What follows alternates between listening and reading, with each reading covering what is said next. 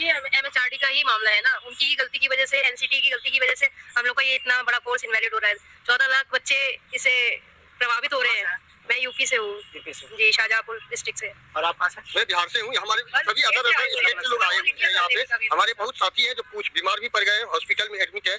और हम लोग अगर हमारी बात सरकार नहीं मानती है तो हम लोग कुछ दिनों के बाद एक महा आंदोलन करेंगे पूरी दिल्ली में, और इसके लिए ये सरकार इसकी जिम्मेदारी ले।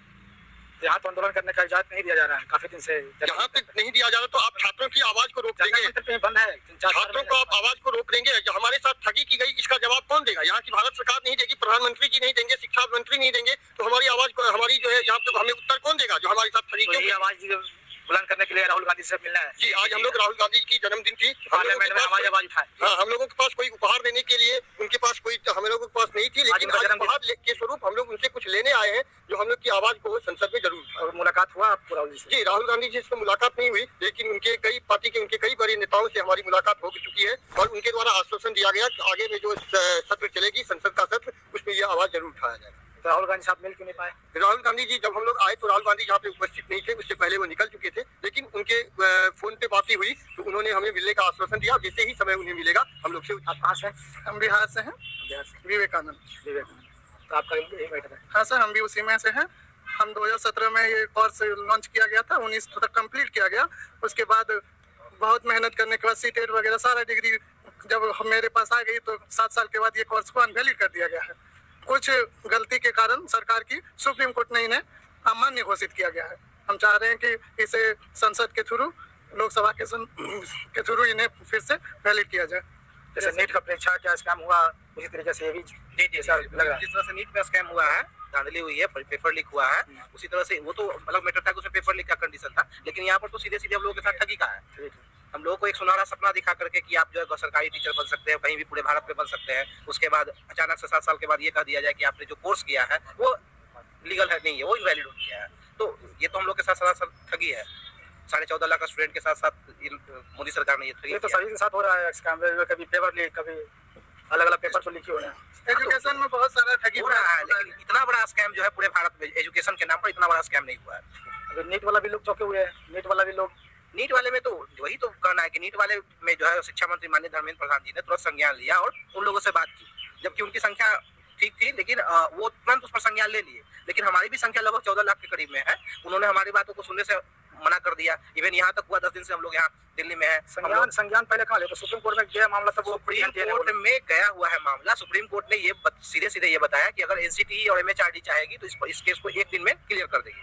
तो आप लोग हाई कोर्ट या सुप्रीम कोर्ट में अपना? सुप्रीम कोर्ट में भी चल रहा है हम लोग का, लेकिन वहां से भी बात हुई कि सुप्रीम कोर्ट ने सीधे सीधे ये बात बताया कि एनसीटी और एमएचआरडी हम लोग को कोई भी एक ऐसा डॉक्यूमेंट्स दे दे जिसमें कि ये लिखा हो कि ये 2 साल के इक्विवेलेंट, लेकिन वही नहीं दे रही है एनसीटी।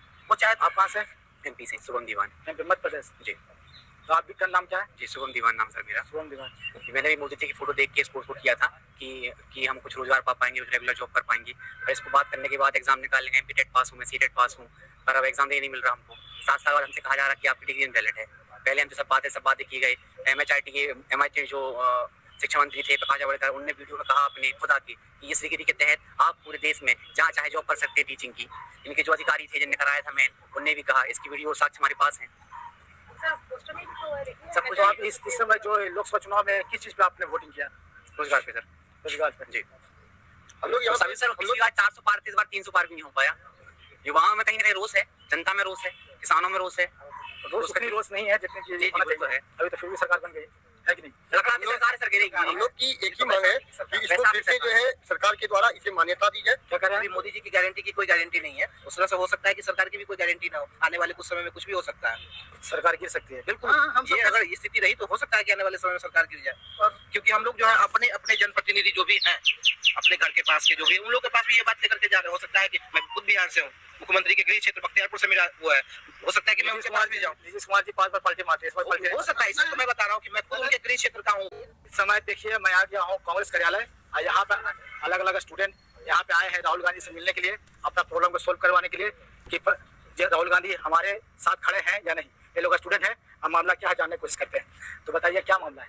मामला ये है कि जब नई शिक्षा नीति बनी थी तो नई शिक्षा नीति के बनने के बाद उसमें यह तय किया गया था 31 मार्च 2019 के बाद जो ट्रेंड नहीं होंगे वो किसी भी विद्यालय में पढ़ा नहीं सकते। उसके लिए भारत सरकार के पास पर्याप्त कॉलेज नहीं थे, तो उन्होंने ओपन यूनिवर्सिटी या ओपन स्कूलिंग से यानी कि NIS से, जो भारत सरकार की संस्था है, इससे हम लोगों को DLED कराया गया और DLED कराने के बाद सभी इसमें जो है उसके बाद ट्रेंड हो गए और हम लोग कहीं ना कहीं सभी स्कूल में पढ़ा रहे हैं। और इसके बाद 7 साल के बाद सिर्फ एक शिक्षा विभाग और NCT की गलती के कारण आज हम 14 लाख लोग सड़कों पे हैं और इसका खामियाजा भुगत रहे हैं। यह जो है शिक्षा विभाग का सबसे बड़ा ठगी का स्कीम चल रहा है। हम लोगों को ठगा गया मोदी जी का फोटो दिखा करके, जबकि 2 साल का हमारा ये कोर्स था। तो 2 साल के कोर्स कराने के बावजूद यहाँ पे आज हमें ये बोल रहा है नहीं, ये कोर्स 18 महीने का ही है और इस कारण से इसे इनवैलिड करार दिया गया। तो इसीलिए हम लोग अपनी मांग को रखने के लिए हम लोग धर्मेंद्र प्रधान जी के यहाँ शिक्षा मंत्री जो है उनके आवास पे गए। 10 दिन से उनके आवास पे रहे हम लोग बाहर में सड़कों पर। उसके बाद आज हम लोग कल जो है हम लोगों को उनके सेक्रेटरी से मिलाया गया और सेक्रेटरी से मिलाने के बाद उनका आश्वासन था जो ये प्रोसेस में है